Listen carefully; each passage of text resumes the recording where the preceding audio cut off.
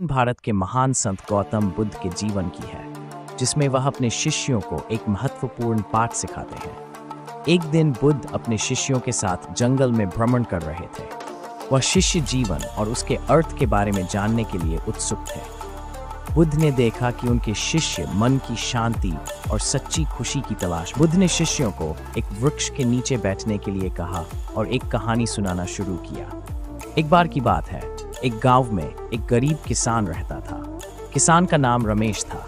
रमेश दिन रात मेहनत करता था, परंतु फिर भी उसकी जरूरतें पूरी नहीं हो पाती थी। वह हमेशा दुखी और निराश रहता था। एक दिन रमेश ने सुना कि एक संत उन गांव पास के जंगल में रहते हैं। वह संत लोगों की समस्याओं का समाधान करते हैं और उन्हें सच्ची खुशी की राह दिखाते हैं। रमेश ने निर्णय लिया कि वह संत से मिलने जाएगा और अपनी समस्याओं का समाधान पूछेगा। अगले दिन रमेश जंगल में संत की कुटिया पर पहुंचा। उसने देखा कि संत ध्यान में बैठे हुए हैं।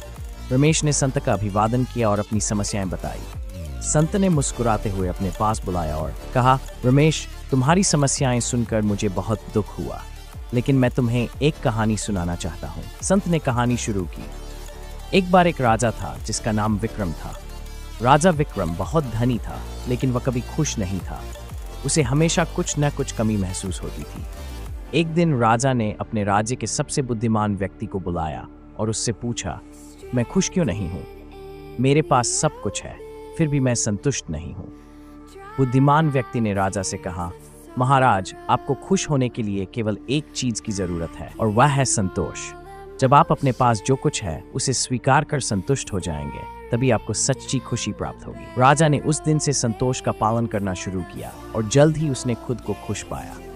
उसने अपने राज्य को भी यह संदेश दिया कि सच्ची खुशी पाने के लिए संतोष आवश्यक है। संत ने कहानी समाप्त की और रमेश से कहा, रमेश, तुम्हारी समस्याओं का समाधान भी इसी में है।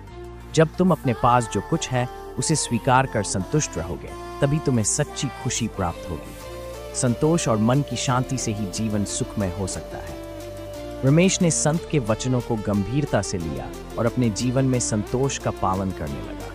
धीरे धीरे उसने महसूस किया कि उसकी समस्याएं हल हो रही हैं और वह सच्ची खुशी की ओर बढ़ रहा है। बुद्ध ने शिष्यों को समझाया कि जीवन में संतोष का महत्व बहुत बड़ा है। जब हम अपने पास जो कुछ है उसे स्वीकार कर संतुष्ट रहते हैं, तो हमें सच्ची खुशी प्राप्त होती है। उन्होंने कहा, जीवन की सबसे बड़ी दौलत संतोष और मन की शांति है। जो व्यक्ति इसे समझ लेता है, वही सच्चे अर्थों में सुखी होता है।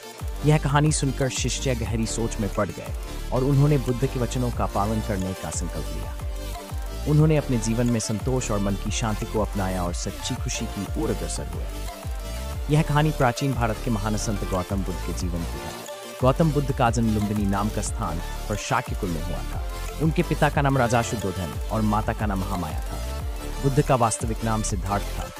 उनके जन्म के समय ही ज्योतिषियों ने यह भविष्यवाणी की थी कि वे तो महान सम्राट बनेंगे या महान संत। सिद्धार्थ बचपन से एक दिन अपने के मित्रों के साथ खेलते समय उन्होंने एक घायल पक्षी को देखा। उन्होंने तुरंत उसे उठाया और उसकी देखभाल की। इस घटना से सिद्धार्थ के भीतर करुणा और अहिंसा का भाव और गहरा हो गया। सिद्धार्थ का विवाह यशोधरा से हुआ और उनके एक पुत्र राहुल था।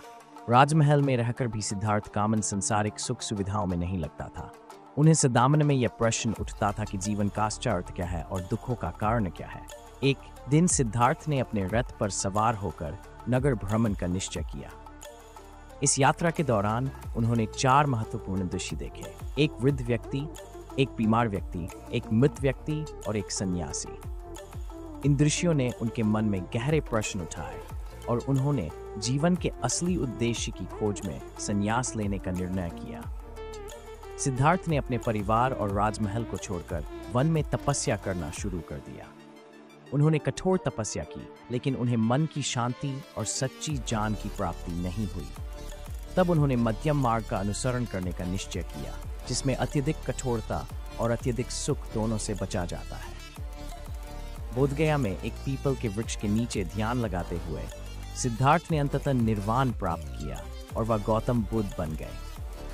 ज्ञान प्राप्ति के बाद उन्होंने अपने शिष्यों को शिक्षाएं दी और दुखों से मुक्ति का मार्ग दिखाया। उनकी प्रमुख शिक्षाओं में 4 आर्य सत्य और अष्टांगिक मार्ग शामिल है। बुद्ध ने काशी, वाराणसी, कि निकट सारनाथ में अपना पहला उपदेश दिया, जिसे धर्मचक्र प्रवर्तन कहा जाता है। इसमें उन्होंने 4 आर्य सत्य, दुख, दुख का कारण, दुख का निवारण और दुख निवारण का मार्ग